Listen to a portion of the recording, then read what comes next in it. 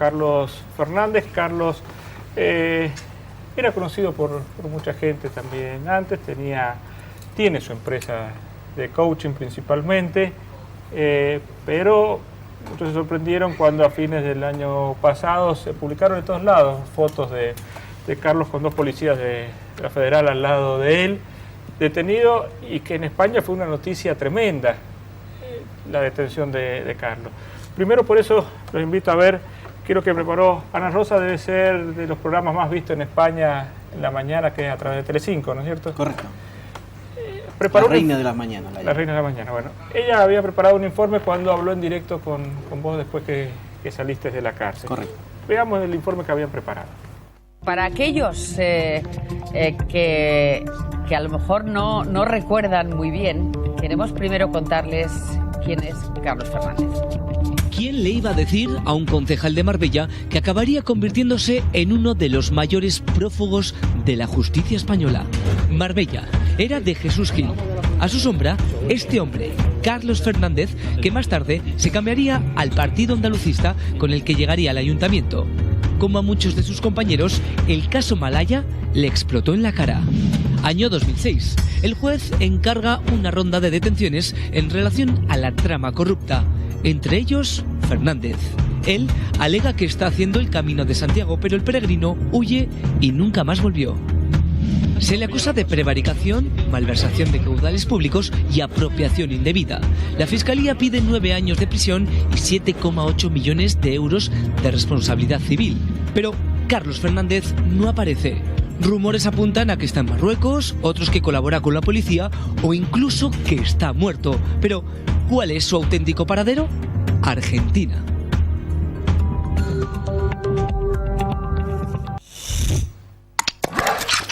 Bueno, ese es el informe que habían preparado, que es un resumen de lo que se comentaba.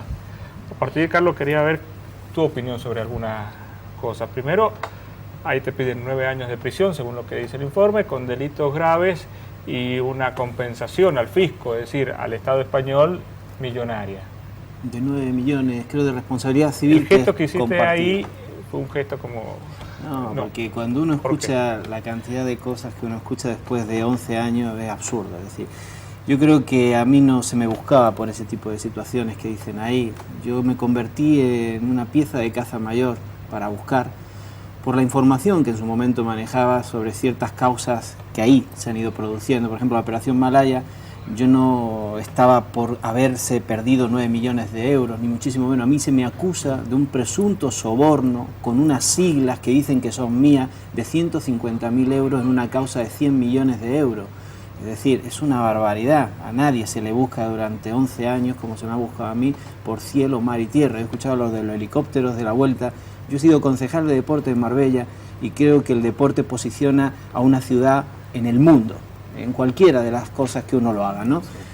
Yo era una persona muy conocida, yo era una persona que había hecho pasar el Dakar por mi ciudad cuando no pasaba, por eso felicito la política que se está gestionando acá. Él nombraban a Jesús Gil. Jesús Gil era el presidente del Atlético de Madrid. Polémico como pocos. Correcto. Y que como alcalde de Marbella trajo capitales de todo el mundo, principalmente árabes, y transformó una linda ciudad de la Costa del Sol. Correcto. A quizás el centro turístico que más inversión obtuvo en la década del 90. A través del deporte.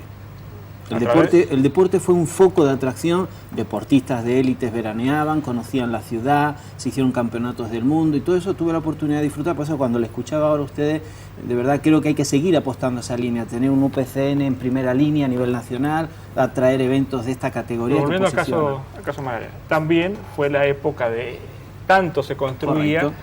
Que había un código de edificación que se estaba modificando. El plan de ordenación urbana. Que lo tenía que aprobar el alcalde y los concejales. Correcto. Y ahí es lo que se habla del caso Malaya, en donde se repartió plata a todos lados, incluidos los concejales. Esa es parte de la acusación. Lo que pasa es que hablamos, como te decía, de... ¿Por qué? Para explicarlo, para que lo entienda un poco la gente. Las recalificaciones de los terrenos. Es decir, un terreno que se pueden construir 2 pisos vale 10 pesos. Correcto. Si se pueden construir 30 pisos vale millones. Correcto. Y en Marbella el terreno vale caro, se cotiza caro. Claro. Es decir, ahí la ciudad tenía un colapso total de viviendas, había mucha demanda, entonces se decide de alguna manera crear un nuevo plan de ordenación urbanística. En ese plan el ayuntamiento pide los permisos oportunos y la Junta de Andalucía, que es el ente supramunicipal, como si acá fuera capital quien decide crear un nuevo plan y el gobierno de Uñac es el que le decide aprobar o no. Nosotros ahí teníamos un gobierno supramunicipal que no era del mismo partido y entonces este gobierno supramunicipal empieza a poner pegas para que no se haga. Sin embargo, empiezan a cobrar los impuestos, las notarías firman todas las escrituras de los terrenos. Esa es la cuestión política, Claro. en donde hay un enfrentamiento claro de diferentes fuerzas. Efectivamente. Pero aparte, por lo que he podido ver, la creencia en España es que en esa época, en Marbella, había mucha corrupción. Había corrupción, eso nadie lo va a discutir. De hecho, yo presenté muchísimas denuncias cuando salgo del partido de Gil, me pongo en la vereda de enfrente y denuncio casos de corrupción que muchos de ellos hoy están en prisión. Es decir, el antiguo presidente del Sevilla, que se llama José María del Nido, se llama todavía creo, fue denunciado por mí y cumple hoy una condena en la prisión de Sevilla. ¿Por qué? Por todo este tipo de denuncias urbanísticas. El caso más emblemático quizás es el de la cantante Isabel Pantoja. Isabel Pantoja está involucrada en distintos casos, también con Julián Muñoz, que era el alcalde. Que era la pareja de efectivamente, y la moción de censura que nosotros provocamos, cuando digo nosotros, yo como partido político, hace que salga ella del ayuntamiento y ahí es cuando se produce la operación Malaya. Pero acá empieza el punto más espinoso. A ver. Porque yo la imagen que tengo de la justicia española que es una justicia de primer mundo. Sí. Con lo cual, hacer una justicia de primer mundo es una justicia en serio. Sí. ¿Por qué te fuiste? Por cómo se plantearon las circunstancias. Es decir, a cualquiera de los que hay en la mesa yo le hago la siguiente pregunta. Si supieran ustedes que van a ser detenidos mañana por algo que no han hecho, si supieran que digan lo que digan, van a ser encarcelados, ¿ustedes se quedarían delante de esa justicia? Pero no era, si no tenías nada que ver, presentarte No, y no yo declarar. le pregunto, si usted sabe que va a ser detenida, Si no tengo ni nada que ver, nada, ¿usted se y me quedo y presentaría? presento. Muy bien. Claro. Es Lo mismo- decidir vivir Claro. lo mismo, en la ilegalidad. No. Lo mismo que usted me No es acaba de fácil la decir, situación. lo mismo que usted me acaba de decir es lo que hicieron muchos de las personas que se quedaron allá. Pero vos Que tenías 11 hijos, familia ahí. Que 11 años después, después de haber sido condenado a 3 años de prisión, después de haber perdido su familia, haberse enfermado, algunos haber perdido sus empresas, han quedado en libertad. Después de 11 años de pena de banquillo, 3 años de prisión. Pero ¿cuál era tu nexo con la causa? Se decía No, que pero de yo ahora... le digo, yo no me fui y no me volvería a quedar. Pero la justicia española, ¿es seria o no O no es es seria? él, claro. Es como todo, si hablamos de... Porque si uno cree en la justicia, dice, está bien. Acá me Usted presento. está obligado a creer en la justicia. Si usted tiene la sensación de que no existe justicia, es un peligro para todos. Todos tenemos que tener esa firmeza y esa creencia. Lo que pasa es que cuando uno maneja desde el interior cierta información, yo he sido concejal de deporte, he sido concejal de la policía, en Marbella manejábamos alrededor de 700 efectivos de policía, he trabajado con la policía, he tenido información y mire, dentro de la justicia hay personas que no son justas y personas que no son éticas y personas corruptas, la hay, y dentro de la policía y dentro de las administraciones públicas y en muchos sitios hay personas que no son honestas y correctas. ¿Hay jueces correctos? Sí. ¿Honestos? Sí. ¿Personas legales? Sí. ¿Policías honrados? Sí. Pero también lo hay que no. ¿Te arrepientes de haberte ido? No me arrepiento en absoluto. Es decir, los que se quedaron, inocentes como yo, hoy todos, cuando hablo por teléfono con ellos después de 11 años, me dicen, es lo mejor que hiciste, es lo mejor. ¿Y no tenías miedo, por ejemplo? O sea, ¿cuál era tu situación al salir? Porque vos, nosotros conocíamos esto, que estabas prófugo y estabas buscado por la Interpol en estos 11 años. ¿Y cuál fue la condición? ¿Cómo saliste? A mí me hace mucha gracia porque en la carátula del tema judicial mío no pone ni prófugo ni fugitivo, pone en estado de rebeldía, que es un estado que permite la justicia. En la no abstraerse. presentación a la Claro, justicia. yo no me presento, pero eso de prófugo, rebelde. Pero ¿cómo tenés digo? pedidos de extradición Vamos a ver, de 4... yo cuando decido irme, sabía perfectamente que no había ninguna orden de búsqueda y captura. Decido venirme a la Argentina por azar, no lo elijo. En el próximo bloque vamos a hablar de Bien. Argentina. En este quería hablar más de... decido marcharme. Es decir, porque hay una parte en donde sí te había una condena que tuviste que pagar 80.000 euros. Correcto, que la pagué estando ya, como dicen, prófugo de la justicia. Es decir, si yo no hubiese querido confiar en la justicia, me podía haber ahorrado 80.000 euros, mi familia no hubiese pagado esos 80.000. Y sin embargo, quise demostrarle a la justicia que yo no soy como ellos, que aun estando en rebeldía, si a mí me condenaron, yo pagué. ¿Y ahí estás bien condenado? Injustamente. muy injustamente, como se ha demostrado después. Mire, si usted une político y corrupción, es igual a delincuencia. No te dan la opción de poderte defender. Yo me tuve que enfrentar, creo que he sido el único político en España, y ahí está en las hemerotecas, que me he tenido que enfrentar a un jurado popular.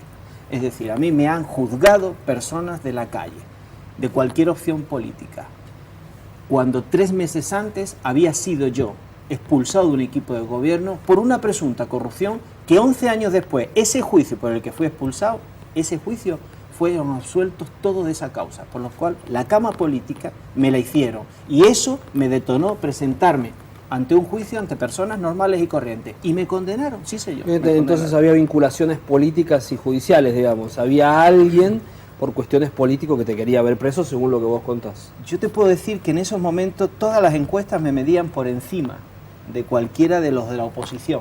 Yo era joven, estabas políticamente bien ubicado, podríamos decir. Para la alcaldía de Marbella. Tenía juventud, tenía una edad donde era el candidato con más proyección política, tenía respaldos económicos, es decir, yo me movía en un ambiente, y no lo digo con ningún tipo de vanidad, sino era mi trabajo, donde me apoyaban banqueros, empresarios, presidentes de entidades deportivas, mi vínculo con el antiguo presidente del Real Madrid, Lorenzo Sanz, era un vínculo bastante estrecho, con el dueño de Air Europa, de las firmas de aviación, es decir, tenía ese tipo de contacto, tenía ese tipo de relaciones. No me hacía falta 150.000 euros, es decir, una campaña política mía. Hechos que hablan de desvío de fondos a un señor Juan Roca que llegaba dinero y hay vinculación. O sea, se indica como el que perseguía, encargado claro, de todo lo que era la cuestión depósitos ambiental. Hechos con iniciales donde te vinculan. Usted no crea todo lo que dice, porque el que cree todo lo que dice y juzga por lo que dice, a veces se convierte... ¿Pero eso está en la justicia? No, ¿O la justicia no, la justicia no. Eso está en algunos medios de comunicación. La justicia es otra historia. Aunque justicia... Roca incluso Roca está sí. Es pero... más, por ahí hablan de pasar información, vender, de dar algunas dispensas. No, nada de eso. Nada. Yo creo que usted Patricia queda mal. Lo que se le dice Carlos que pudo escapar de España porque le llamaban en España Garganta Profunda y decir que es el que dio los datos para poder inculpar a otro. Han dicho que yo me he operado 20 veces. Imagino que lo habrá leído usted también, ¿verdad? ¿Usted me ve 20 veces operado? No, ¿verdad? No te conocía de antes, así que no te puedo decir. ¿Usted no ha visto fotos mías de antes? Sí, algunas. ¿Y las que usted ha visto y las de ahora son de 20 operaciones? Sí, somos parecidas. Han dicho que yo he vivido en Marruecos. Sí. No he vivido en Marruecos, nunca he vivido siempre acá, en esta provincia. Pero sin embargo se ha dicho que también viví en Vietnam. Y que también viajaba con pasaportes de 5 nacionalidades. Y que tenés mucho dinero escondido. Y que tengo mucho dinero escondido. Fíjese usted, si yo tuviera tanto dinero escondido, ¿usted cree que yo trabajaría todos los días como he trabajado en este San Juan? Y lo he hecho de mil amores y encantado. Pero vos siempre estuviste, o sea, ¿por qué pasaste de ser Fernández a Hernández, por ejemplo? No pasé. ¿O por qué Mis hijos están bautizados, están en un colegio y todo el mundo le dice Fernández a mis hijos. Pero vos te presentabas como el coaching Carlos Hernández. No. Eso está usted equivocada. Permítame que la rectifique. No, yo me acuerdo porque eras columnista en la radio y me acuerdo haberte llamado por teléfono. Fernández. Sí, pero muchas veces te decían Carlos Hernández. Y mire usted, hoy veía yo en un diario que me habían puesto Gámez, y yo soy Gámez, no Gámez. Y bueno, es un error de tipeo quizás. Claro, ¿no? es decir, yo donde me tengo que presentar siempre me he presentado con mi nombre y mi apellido. Me he casado con mi nombre y mi apellido. ¿Tenías tarjeta de crédito, carnet de conducir, todo legal? No. Yo no he tenido nunca ni tarjetas de crédito, porque no las podía tener, señorita, era lógico. Sí, si yo estaba en Bukicaptura, por no voy a tener una tarjeta de crédito, hubiese sido ilegal. Y si hubiese tenido una licencia de conducir, hubiese sido ilegal. Lo único que yo tenía era mi pasaporte legal. No tenía DNI. ¿Has vivido todo este año en ilegalidad nada más que por temor a contactos políticos y judiciales? No, en la ilegalidad no. He vivido de una manera en rebeldía con respecto a la justicia de mi país. Pero no he vivido en la legalidad, he vivido normalmente, he asistido a reuniones, he trabajado con políticos de esta ciudad, he estado en televisiones, en radio. Has trabajado porque ellos no conocían tu situación o a alguno le explicaste vos tu situación. Cuando uno contrata un servicio, no le pregunta a uno a esa persona qué hace o qué no hace. Si usted va a su ginecólogo, no le pregunta si tiene un amante. A usted le soluciona su problema al ginecólogo. No, pero no es lo mismo ser una persona que fue detenida por la Interpol y que no había presentado, o sea, trabajabas con políticos, o sea, yo me imagino que los políticos además tienen que tener mucho cuidado, que yo después de esto algunos decían yo no lo conozco, pero después la foto no. Hacen bien si no me quieren conocer, yo no tampoco voy a promulgar acá bombo y platillo, lo que sí les puedo decir es que cuando han trabajado conmigo le ha ido bien y han ganado elecciones, o sea que muy malo no seré en lo que hago. Distinto no es mi estamos vida. hablando de tu capacidad, Claro, sino lo que distinto es mi vida. pasó con esto. Es que mire usted, si usted quiere mezclarlo, lo podemos mezclar, pero lo que era mi vida pasada y lo que es mi vida presente no tiene nada que ver. Es decir, yo no Pero me es toda arrepiento. una vida, ojo, porque, o sea, no porque estés acá y no podemos tener en cuenta lo que investiga España. O sea, estás acá por una situación, pero hay también causas y hay 3 pedidos de extradición. Si usted me deja terminar, Sí, porque vamos. la veo como nerviosa, queriéndome atosigar yo no. con las preguntas. Yo Yo le voy a ir pregunto nada respondiendo a lo que usted quiera. ¿De qué quiere que le Manejas hablemos? muy bien los medios y la gente, eso también. Mire, me he Entonces yo te voy a... dedicado- Por me he eso, sí. dedicado a la política durante mucho Por tiempo. ordenar un poco, Carlos. A ver, Hay pedidos de extradición de España, en estos momentos no hay ningún pedido. pero quedaba uno. No, lo que hay es una causa abierta, donde yo tengo acá, bajo la justicia argentina, un escrito presentado en la Corte Suprema que tiene que ser resuelto dentro de un año. Ya no hay ningún pedido más. Por esa causa, en España, todas las personas que se han presentado, todas han sido absueltas. Por lo cual, si yo hoy me fuera a mi país, lo único que tendría que estar en una prisión preventiva hasta que decidieran ponerme una fecha de juicio. Con los otros pedidos que decía Patricia, Eso ya están Las- prescritos. están prescriptos. Pero ¿quién Totalmente. ha dicho que están prescriptos? La Porque- justicia argentina. Eso lo Bien. tendría usted que haber visto en la documentación que usted tiene, de que a mí las causas... Porque había de un- España- una- Déjeme terminar, Sí, sí. si usted es tan amable, porque luego confundimos. Las causas que envía la justicia argentina acá, perdón, la española La española, acá, sí. estaban prescritas en España y no les importó enviarlas acá, tener a un juzgado trabajando 4 personas día y noche, para luego, Patricia, que las causas estuvieran prescritas acá. Fíjese, qué casualidad, ¿no? Raro, ¿no le Pero suena ¿por qué raro? viene tanto encono Claro. del fiscal? ¿Perdón? ¿Por qué viene tanto encono, bronca del fiscal y el juez español? No, el fiscal anticorrupción de España es un fiscal que en su momento era fiscal de medio ambiente. Durante el tiempo que estuvo como fiscal de medio ambiente no vio irregularidades en Marbella, cuando había tantas denuncias. Cuando se convierte en fiscal anticorrupción empieza a haber irregularidades y ahí es donde monta la Operación Malaya. En plena instrucción de esa Operación Malaya, el ministro del Interior y el fiscal general le reconocen un aumento de sueldo del 10% vitalicio a él, en plena instrucción donde todos tenemos que tener la presunción de inocencia. Y le dan también un mérito a una medalla que solo se concede por cosas muy puntuales y concretas.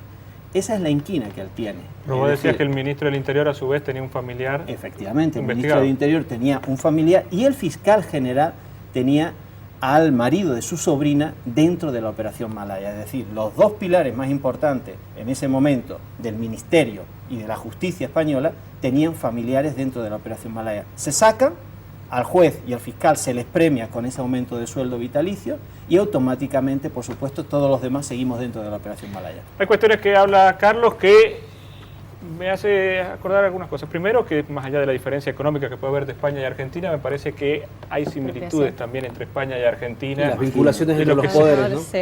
Vinculaciones entre poderes, política, justicia. Pero en el próximo bloque vamos a hablar de cómo fue su llegada a Argentina, cómo fue que llegó a San Juan y qué es lo que pasó en estos 11 años. ¿Cómo llegaste a Argentina? Porque estabas haciendo el Camino de Santiago, que según lo que escuchábamos en el informe reciente, dieron información de que ibas a quedar detenido y vos dijiste que no querías estar detenido, te tomaste un avión. ¿A dónde? Me tomé un avión con idea de pensar. Y el primer vuelo que enganché me fui desde Madrid que estaba, bajé hasta Marbella, no pude declarar, de ahí me fui a Granada, de Granada a Portugal, y en Portugal, primer vuelo Brasil. Y ahí fue el primer vuelo que tomé para Brasil. Y en Brasil, la siguiente conexión, había Quito, había Perú, Quito, luego también Colombia, y dije, bueno, Argentina. Y decidí irme a Argentina. La idea era pensar, la idea era Pero ordenar pensar, pero a ideas. su vez estabas apurado porque sabías que Interpol podía lanzar en cualquier En momento. cualquier momento. Se producía la orden de detención y entonces en ese momento el primer vuelo era hacia acá, ¿no? Me vine para acá y estuve en Buenos Aires un tiempo pensando, ordenando mi cabeza, mis ideas, a ver qué es lo que íbamos a hacer, la estrategia que íbamos a segur con los abogados. ¿Tenías medios económicos para mantenerte en ese tiempo? En ese momento no, porque salí de mi casa con 3.400 euros, un pasaporte que tenía, que era mío legalmente, y 2 mudas de ropa. Entonces, en todo ese tiempo tuve que estar hospedado en hostel, nada que ver con la otra vida que llevaba. Había que cuidarla. Había que cuidar el dinero, mis cuentas estaban intervenidas, las de mi familia también. Durante todo este tiempo se ha investigado todo todo el patrimonio de mi empresa, de mi familia, de mis padres. Nunca se ha encontrado absolutamente nada ilegal, nada, eso sí quiero decirlo. Por lo cual, si yo me hubiera quedado allá, hubiese tenido la suerte desgraciada que tuvieron estas personas, de que hoy se sienten de alguna manera señalados ante una opinión pública por algo que no hicieron. ¿Y con qué documentación compró los pasajes? ¿Con el mío? Con el pasaporte oficial. Claro, lo que pasa es que todavía no estaba oficial, la alerta. Sí. con todo en regla. Cuando me casé acá en San Juan, me casé con mis documentos oficiales. ¿Y cómo llegaste a San Juan? Porque me enamoré de una sanjuanina. ¿Pero la conociste donde? ¿En Buenos La Aires? conocí en acá? Buenos Aires, nos conocimos en un restaurante de comida rápida, ella estaba en la cola, es una chica atractiva, lo sigue siendo después de haber sido mamá 2 veces, y allá charlé con ella, conversamos, y bueno, de ahí surgió una cosa, la otra, ella se vino para acá, viajé yo en un par de ocasiones y al final... Imagino que la primera vez que hablaste con ella no es que uno se presenta, soy Carlos Fernández, prófugo en España. Tengo un pequeño problema con la justicia. No nos presentamos. Pero en algún momento se lo tenías que contar. Sí. La verdad es que nosotros... Ella es periodista, imagino que también empieza a buscar quién es esa persona. Estuvimos un tiempo donde yo no le conté la verdad, donde no era, creo, que ni el momento ni el lugar, ¿no? Pero las cosas fueron dando, una cosa trajo a la otra y hubo un momento donde yo decidí cortar la relación porque entendía que ya me estaba involucrando y no podía generar afectos en ese estado, porque también era una necesidad mía el no involucrar a nadie en esta historia. Yo había perdido el contacto con todos mis amigos de mi infancia, no tenía contacto nada más que con mis ¿Tus padres. familiares tampoco? ¿Con tus familiares en España? Solo y tenías contacto? exclusivamente tuve contacto con mi padre, mi madre y mi hermano, nada más. ¿Y cómo eran los contactos? ¿Llamadas telefónicas? ¿Se veían habitualmente? No, Se veían obviamente, pero eran contactos muy públicos, digamos. No, al principio los contactos eran esporádicos, muy esporádicos. Yo he estado sin ver a mi hermano, por ejemplo, físicamente 8 años. A mi padre he estado cerca de 4 años sin poderlo ver físicamente. Y telefónicamente manteníamos contactos puntuales. Yo tenía un teléfono acá prepago, mis padres buscaban la posibilidad de ciber, de tomar contacto dentro de las posibilidades que nos permitían. Ellos estuvieron vigilados durante cerca de 2 años. ¿Pero qué pasó cuando le dijiste a tu señora Carla cuál era tu situación? Como te decía, retomo. Y tenía que, imagino ella, decidir si seguía o no esa situación. Nosotros estuvimos casi 1 año conociéndonos, ella viajaba a Buenos Aires y en ese tiempo hubo un momento donde yo corté la relación, como te decía, porque no generaba ese vínculo. Ella, en ese tiempo nos escribíamos por email, ella me dice en ese corte que yo doy, dice, sé quién eres, he buscado porque he visto tu pasaporte en la casa cuando estuve en Buenos Aires y lo que quiero decirte es que si decides que nos veamos, yo entiendo que no has matado a nadie, que no has hecho nada, he buscado la causa política, sé cuál es la verdad y yo quiero apostar por esta relación. La verdad es que a mí eso me sorprendió, estaba yo solo en Buenos Aires, recapacité, pensé y le dije, bueno, démosle una oportunidad al amor. En situaciones de crisis, en situaciones muy difíciles, dicen que es cuando más amor hay, cuando más el amor surge. De hecho, muchas de las parejas que llevan años en la vida han surgido a lo mejor de una guerra o de una situación difícil, ¿no? Bueno, yo aposté a esa relación, ella también. El día que me fui a casar, no te puedo decir que transpiraba y no era de la presión de decir sí quiero, sino era de los nervios de que pudiera saltar cualquier tipo de situación, pero bueno, las cosas han ido dando. ¿Y qué es lo que hacías en San Juan? ¿O qué es lo que haces en San Juan? Yo en San Juan me dediqué a montar una empresa de coaching, de asesoramiento, de capacitación, de formación. Por ahí han pasado muchísimas personas del ámbito sanjuanino, de todos los estamentos sociales, y durante todo este tiempo que yo he estado privado de libertad, 97 días, lo que sí te puedo decir es que yo no tengo palabras para agradecer al pueblo de San Juan cómo se ha portado conmigo. Hablando de, ya por último, por los tiempos, 97 días en la cárcel para alguien que no ha estado en la cárcel no es fácil. Estar privado de libertad no es fácil, No es para, fácil nadie, para nadie. Para nadie. Y más cuando estás en una situación donde tú sabes que es injusto. Y más allá que me imagino que estabas en un pabellón tranquilo. Un día privado de libertad es un día que no vuelve. Y vuelvo a repetir, cuando ¿cómo es lo pasaste estos injustamente, 97 días? yo me mentalicé, es decir, nosotros sabíamos, mi hermano, que fue quien diseñó un poco la estrategia de toda esta situación, sabíamos que teníamos que estar un tiempo privado de libertad.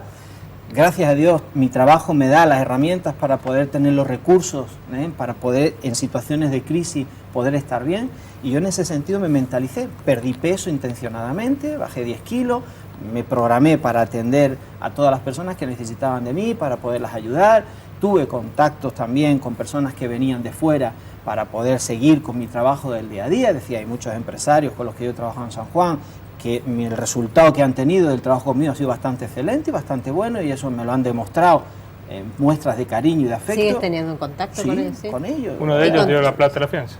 Bueno, uno de ellos depositó en ese momento porque había que transferir desde España, había huelga de banco, y la verdad es que nunca tendré palabras para agradecerle que en instantes depositó 300.000 pesos y me dio la libertad para poder pasar la Nochebuena con mi familia y estar con mi ¿Y afecto, tu esposa ¿no? y tus hijos cómo han manejado? Tus hijos Mira, son chiquitos. Patricia, yo te tengo que decir algo que me llena de orgullo y satisfacción. Es decir, desde el minuto uno yo hablé muy claro con mi mujer, con mis hijos. Yo no quería perderme la posibilidad de estar con ellos. Entonces, ellos han venido. Todos los días que había visita, jueves y domingo, mi mujer los acompañaba y ellos han venido a verme. Yo a mi hija no le he podido contar la verdad todavía, porque tiene 8 años. Hicimos, como la película La vida es bella, hicimos un cuento dentro de esa historia. Mi hija ha querido creer lo que ha querido creer, porque con 8 años ya lee, ya sabe la verdad. Pero el que yo haya podido dar ese paso también le dio el paso a otras personas que estaban privadas de libertad, de ver que si yo lo hacía de una manera tan natural y los niños disfrutaban, ¿por qué no lo podían hacer ellos? ¿Y la tu verdad es que esposa? Pues tu esposa es una persona que trabaja en medios. sí, en medios de comunicación. ¿Y cómo lo, o sea, no Ahora ha ya sido no. fácil? Ahora ya no. ¿eh? Sí. Ahora no trabaja, antes trabajaba en el Diario de Cuyo. Actualmente le rescindieron el contrato por una serie de circunstancias que imagino que los habrán leído en medios de comunicación. Ella dio una entrevista a otro medio que no era el Diario de Cuyo en su momento, eso no gustó dentro de la empresa, y algún compañero que otro decidió tomarse licencias que no correspondían. Eso es muy difícil, ¿no? Porque vos Es difícil. tenés que manejar Es difícil. noticias y al mismo tiempo... Yo le admiro los 3 meses que ella ha tenido que soportar, que algunos compañeros suyos con muy poca ética, no le haya importado querer fotografiar a mis hijos, el tener que verlos todos los días, porque claro, cuando la fiesta la ve uno del lado de enfrente es muy bonita, pero cuando a uno le pasa, y nadie está exento, en el penal de Chimbas hay mucha gente inocente, de verdad se lo puedo decir. Hay de todo. Y hay Habrá mucha gente culpable y que sea culpable que lo pague, y que lo pague con justa causa, las cosas como son. ¿Te vas a quedar acá en San Juan?